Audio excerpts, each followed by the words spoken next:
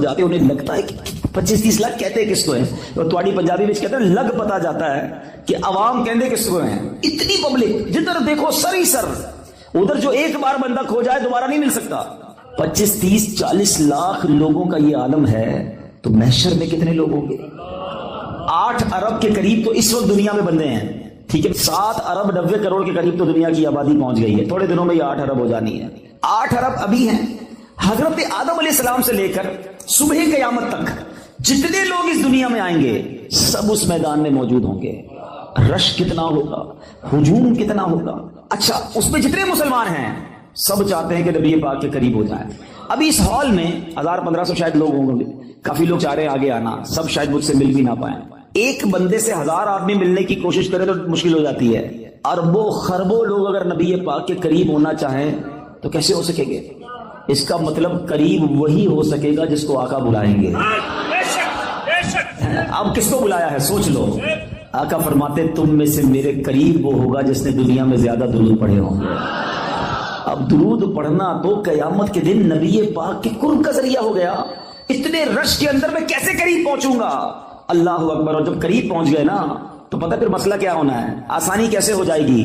بہت پیاس لگے گی سنا ہے محشر کے دن, مگر اعلیٰ حضرت کہتے ہیں ٹھنڈا ٹھنڈا میٹھا میٹھا پیتے ہم ہیں پلاتے یہ, اپنی بنی ہم آپ بگاڑے کون بنائے بناتے یہ ہیں. ارے جب باپ بھی نہیں پوچھے گا, وہ باپ جو آج بچوں کے لیے ڈبل ڈیوٹی کرتا ہے, مگر قیامت کے دن ایسے نفسا نفسی کا عالم ہوگا کہ نہ باپ پوچھے گا نہ ماں کام آئے گی. سنو میرے آقا اس دن کیا کریں گے, ماں جب اکلوتے کو چھوڑے آ آ کہہ کے بلاتے یہ ہیں.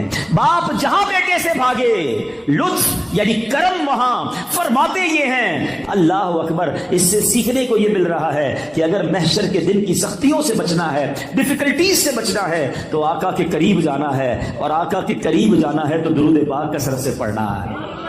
تو آج سارے اسلامی بھائی نیت کریں. اتنا سارا ٹائم ہم موبائل فون کے ساتھ گزارتے ہیں, گھنٹوں گزر جاتے ہیں سوشل میڈیا پر فالتو میں, لیکن درود نہیں پڑھتے, ذکر نہیں کرتے, تلاوت نہیں کرتے. یہ زندگی بیکار نہ گزاریے پلیز, اپنی زندگی کو قیمتی سمجھیے. ایک ایک سانس یہ اللہ کی نعمت ہے.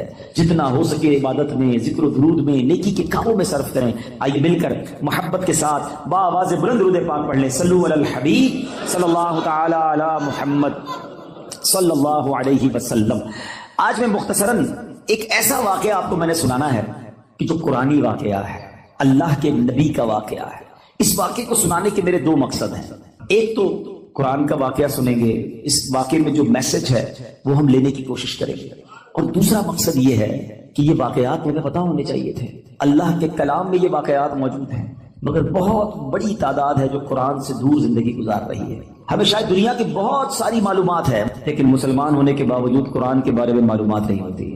نہ قرآن پورا تجوید سے پڑھا ہوتا ہے, نہ ترجمہ پڑھا ہوتا ہے, نہ تفسیر پڑھی ہوتی ہے. مجھے ایک بات بتائیں, پہلے صبح اٹھتے تھے لوگ, اللہ رسول کا نام لیتے تھے, اچھا پہلے پھر اس کے بعد اخبار پڑھتے تھے, اب اٹھتے ہی فون اٹھاتے ہیں پہلا کام, اور یہ دیکھتے ہیں کس کس کا میسج آیا ہے. جب تک ہمارے واٹس ایپ میسجز, ہمارے جو بھی ہمیں پیغامات آئے, ہم سنتے نہیں, ہمیں چین نہیں آتا کہ کوئی اہم بات رہ نہ جائے. مجھے ایک بات بتاؤ, تمہارے دوست کا, تمہارے کاروباری ساتھی کا پیغام مس نہ ہو جائے, اس بات کا خیال ہے؟ اتنی عمر ہو گئی, اللہ کا پیغام قرآن تمہارے پاس آیا ہوا ہے, وہ پڑھ لیا, جان لیا رب نے کیا فرمایا ہے, اللہ نے ہمارے لیے کیا پیغام دیا ہے. کبھی سوچا آپ نے؟ قرآن تو ویسے ہی اللہ کا پیغام ہے, مگر خاص طور پر 89 آیتیں وہ ہیں جس میں اللہ نے براہ راست ڈائریکٹلی مجھ سے اور آپ سے بات کی ہے. اور کیا فرمایا, یا ایھا الذین آمنو, اے ایمان والو, اے ایمان والو. ہم ایمان والے ہیں نا, ہم سے بات ہوئی ہے. کیا ہم نے وہ 90 کے قریب آیتیں پڑھ لی؟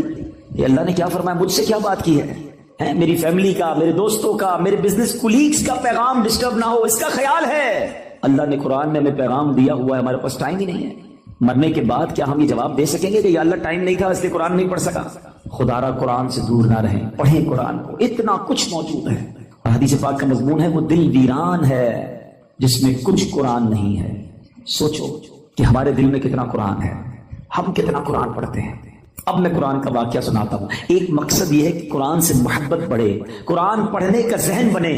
قرآن سے دور رہ کر زندگی اچھی نہیں ہے. یہ قرآن, وہ دیکھیں نا, ہمارے موبائل میں بہت سارے سافٹ ویئر ہوتے ہیں اور روز کئی بار کھولتے ہیں, مگر جس دن میں اور آپ قبر میں جائیں گے نا ہمارے سارے سافٹ ویئر آف لائن ہو جائیں گے. بلکہ کچھ دوست کہیں گے یار کئی دن ہو گئے آن لائن نہیں ہوا, اور بعد میں پتا چلے گا یہ بندہ تو خود ہی آف لائن ہو گیا ہے, خود ہی دنیا سے چلا گیا ہے.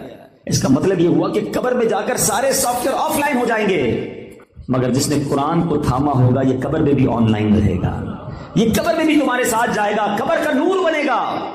تو کیوں نہ روز کچھ نہ کچھ قرآن پڑھا جائے. تو آئیے نیت کر لیں, پہلی نیت تو یہ کر لیں کہ ہم روز کچھ نہ کچھ قرآن پڑھیں گے انشاءاللہ. اس کو سمجھنے کی بھی کوشش کریں گے. ہے نا دعوت اسلامی آپ کے پاس, بچوں کے مدرسے الگ تو بڑوں کے مدرسے الگ, آن لائن مدرسہ الگ. آپ پڑھنے والے تو بنے, ہر جگہ آپ کو فیسلٹی دعوت اسلامی دے رہی ہے کہ کسی طرح قرآن پڑھ لے اور اسے سیکھ لیں. اور اب آتے ہیں بڑے ہی عجیب و غریب واقعے کی طرف, اور یہ واقعہ ہے حضرت یونس علیہ السلام کا. شہر تھا نینوا, جس کی ہدایت کے لیے آپ کو بھیجا گیا. آپ نے اپنی قوم کو اللہ کی طرف بلایا. وہ لوگ شرک کرتے تھے, وہ اللہ پر ایمان نہیں لاتے, بت پرستی کرتے تھے. آپ نے بہت ان کو سمجھایا, اللہ کی طرف بلایا. وہ قوم ہدایت نہیں پاتی تھی, ایمان لانے سے انکار کر دیا, الٹا آپ کے سامنے سرکشی کرتے تھے. تو آخرکار آپ نے کہا کہ اے لوگو, اب اگر تم ایمان نہیں لا رہے